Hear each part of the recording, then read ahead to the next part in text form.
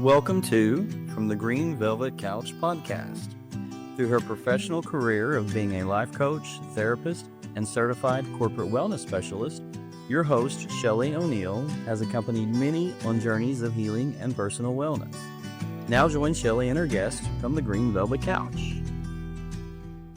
Welcome to From the Green Velvet Couch. I'm super excited today to have Heather Thompson join us. She is a SHRM SCP, and I'll let her talk a little bit about that credential. I'm so excited, Heather, because I really want to dig into how you balance working full-time, children that are in a busy phase of life, all of those things. So welcome to the podcast. Thanks for having me, Shelly. Tell me a little bit about your current position there at the Nashville Zoo. So I currently serve as the CHRO for the Nashville Zoo. It's a wonderful organization, a wonderful team. I'm lucky to be supported by a great group. I am actually quite new to this organization, so I'm learning a lot about this world. Spent about 6 or 7 years working with children and families and with mental health support. And then prior to that was in healthcare for 12 years. So it's been a little bit of all over the place in a lot of different industries. And while they're all unique in their own ways, they're all also similar in their own little ways too. So it's been great so far. You can work anywhere in any industry because it is like a little bit like a zoo, forgive the pun there. So many experiences in working with the public and all. I love that you have that background. Well, what I want to know is, and I think our listeners would be interested in, how do you do it? What's something that you do as a wellness or a lifestyle practice? And that's just a fancy term for saying, what do you do every day that keeps you healthy? How do you balance all of that? It took me a while to find a routine, and I haven't figured out if I know all the answers to that for myself yet. And it changes with different seasons of life. Right now, let's see, I'll back up just a little bit. About 7 years ago, we decided to add to our family. It was late in life for us, and we needed a little bit of something different. So my husband and I had this conversation. We were burning the candlestick at both ends, and we're like, we got to make a change. A door and opportunity opened, which allowed me to have a little bit more of that remote work life that I needed at that time. So just being able to have the conversation of knowing, hey, this isn't working has been a boundary that we've had to recycle a few times. But another thing that I have put into place is I really try to protect my afternoon. So from 4:30 to 8:30, that's my family time, and I just really try to protect it. I tell my team that if I send an email late at night, it's because I want to protect my afternoon time with my family, and I'm not expecting answers or returns, and I'll turn on the send later if I need to, but that helps me feel better to just knock out a few things after my kids in bed so I can really spend that time. They are only young once, and I have realized how fast that time goes. So for me, that's something I really just try to protect. I'm trying my best to say no and only saying yes to something that really matters. So for us being in the school and being around our children while they are young, saying yes to a school volunteer event can make the list, but saying yes to something else external is not going to be on the radar because I already have a yes in the box.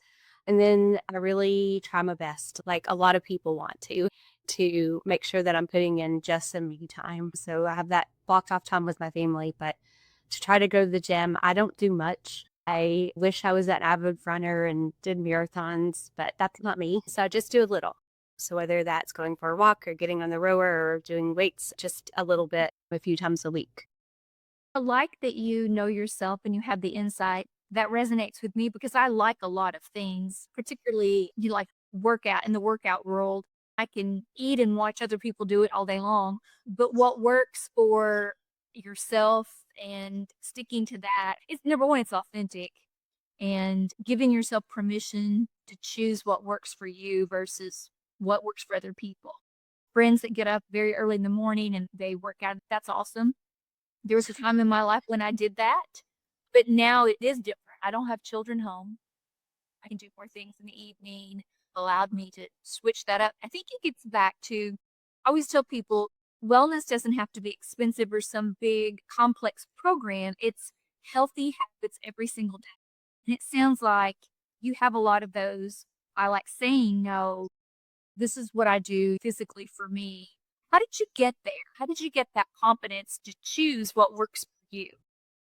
Trial and error. I have not always been good at it. I think that especially in the HR field, which is where I've spent my entire career, there is a lot of umbrellas in that space. You're working with not only just like pay and benefits and recruitment, but you're working on strategy and retention. And then you're carrying a lot of load, especially if you're serving a very empathetic community, working with social workers for the last 7 years. They're carrying that mental load from their families. And so as a result, the HR team is helping support those folks. So I haven't always been good at it. I would say probably the last 18 months has been a really hard season of life, figuring different things out. My organization was going through a lot of change, and HR is usually in the midst of leading and navigating a lot of that change and helping support staff who's also trying to navigate that change. So when I found myself feeling that exhaustion,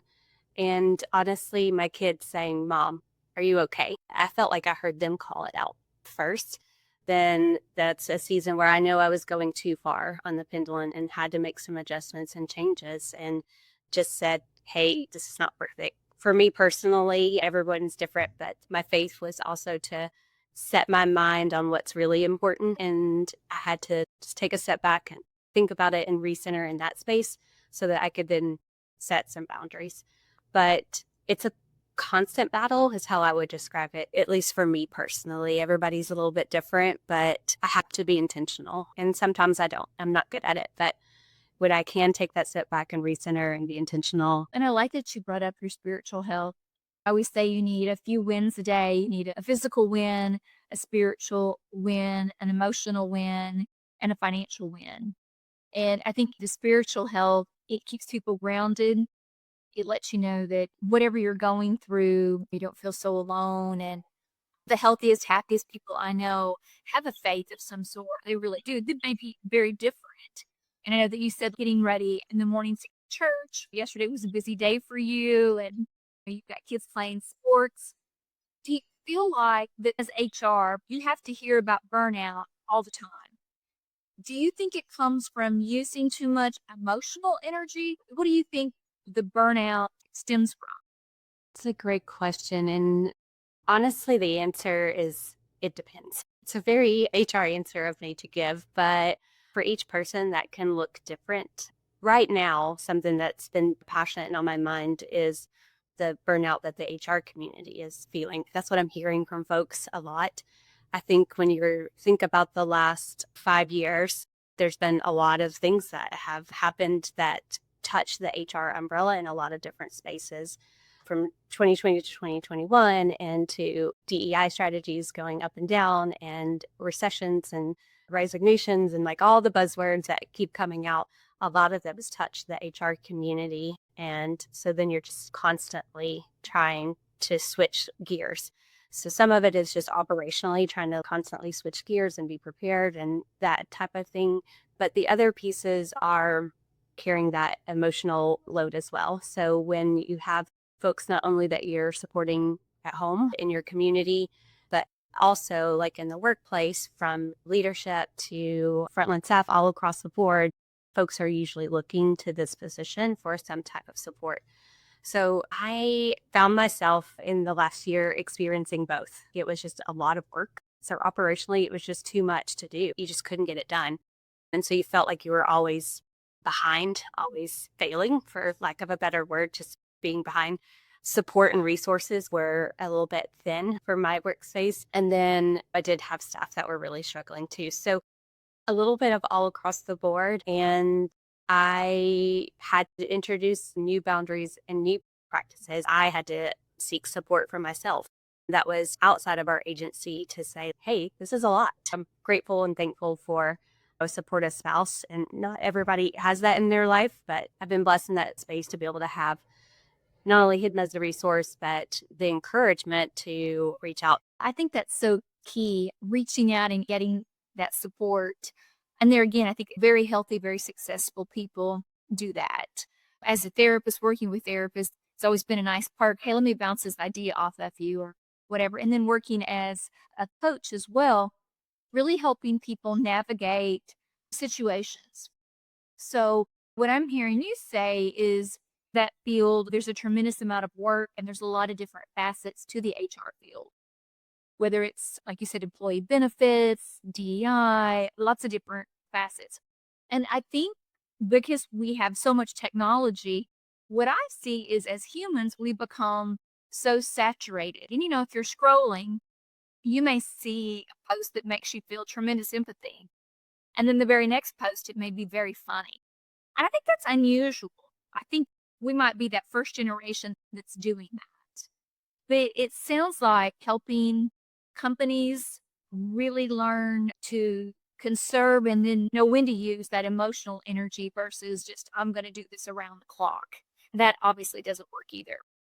Yeah, absolutely. I would agree. And just to add on to what you were saying, I think that one of the things that we can help organizations navigate to is we can put really great policies in place to help support work-life balance, have really great leave policies. And we can say all day, take your leave, use time, take care of yourself, practice self-care. But if our leaders aren't in action, letting folks live that out, meaning create that space for folks that when they're off, they're off. If I could normalize longer vacations, especially in our culture, then I would totally normalize those longer vacations, allowing people to really be disconnected and be off when they are away. From an organization standpoint, I think that it's something that we can do better and just as a country. So that's one of the things that I think has been really eye-opening in the last couple of years is that we have to say it and model it as well. When I've traveled to Europe and things, the afternoon that they close down and rest is normalized. And as an American, it seems very weird. And I think we take so much pride in the hustle culture, but we also have a burnout culture too.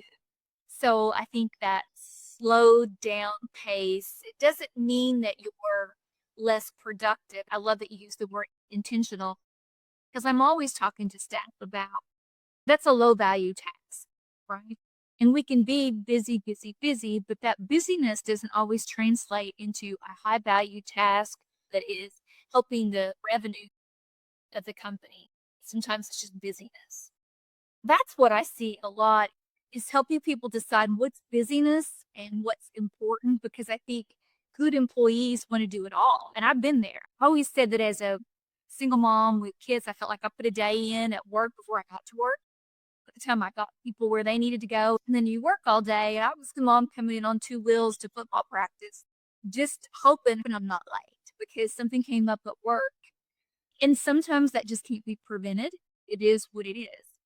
Other times, like you said, it really is about being proactive and setting that boundary to prevent 90% of those things happening.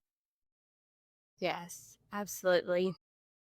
I see it all the time. And there's still part of me that has that fear, like you're missing out on something. And especially in sports, I'm in that age right now with my children, and sports just seems so pressured. And there's like a lot.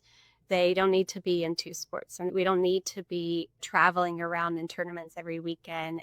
So it was something my kids were super passionate about, and they thought they were going to go pro, but they just want to have fun. And the more I can remind myself of that they just want to have fun, then it helps take the pressure off of keeping up, for lack of a better term, with the pressures that are out there. I really value that you said that because I think as a mom, we're so concerned with raising this human and giving them every opportunity and then feeling torn sometimes. Like, did I maximize their potential? So there's a lot of that going from one thing to the other. And the intention's very, very good. We want to give them experiences. We want to maximize their interest and their talents.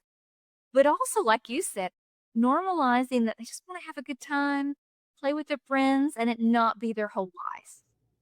Yeah, it's hard to do, but it definitely something that helps me just take a breath and remember that they just want to have fun. What would you describe as a habit that you do every single day really adds so much to your own mental health and your own, I want to say, setting good boundaries and just being a healthy person before you're a healthy employee?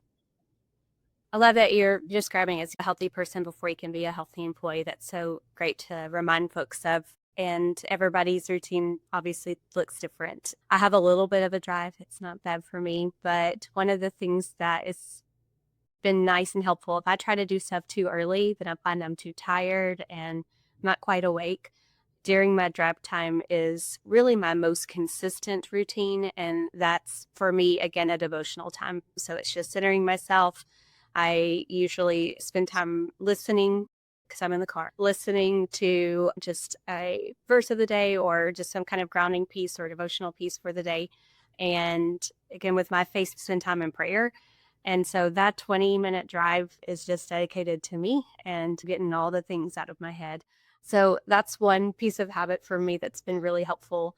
I think that the other routine that's been really helpful is just trying to prioritize like what is actually has to be done and then what can wait, and utilizing the people who are around me, not having to try to do it all and using people's strengths and the areas that they bring, and we can help elevate each other. So those are the three things that come to mind. Some of them are more consistent than others, but definitely that morning time just to set my day has been something that every day is So consistent. important. And I also keep hearing that you're very realistic about your expectations. I can have some OCD that kicks in, especially if I'm going to be hosting and I'll be over there cleaning this, and then I'll realize no one's going to see that. In a perfect world, that would be great, but come on now. I'm constantly checking myself. Is this realistic? I hear you saying a lot of the same things, that the realistic expectation of what you can do is very different than what you feel like you should do. Absolutely. I mean, as I coach with folks, we try to talk about what's within your realm of control, right? And probably is my assumption begins to let things spiral about things that aren't within their control. And if I can recenter myself, I've had those nights. You're up at night, you can't sleep, something's on your mind. And the only thing that tends to work is to really think about and let go of all the things that aren't within my control. I definitely can't do anything about it at 10:30, 11 o'clock, 2 a.m. when I can't sleep. So if I can just remember to remind myself that what is realistic and what's within my control, then I at least feel a lot better. I love that your career has been about helping people and you're still helping people. And now there's an element of animals too, that the people that you work with are helping animals. That's a pretty impressive legacy. So kudos to you. Thank you so much. Yeah, they're all been a great group to work with, whether it's supporting children and families or supporting the community or supporting the animals and the conservation work that we do here. It's meaningful. And that's something that's always been helpful for me in a work and a job, for my work to be meaningful. And that's a whole other podcast we need to have sometime about meaningful work, because it does matter. We've all had those jobs where they were just jobs and you had to pay the bills.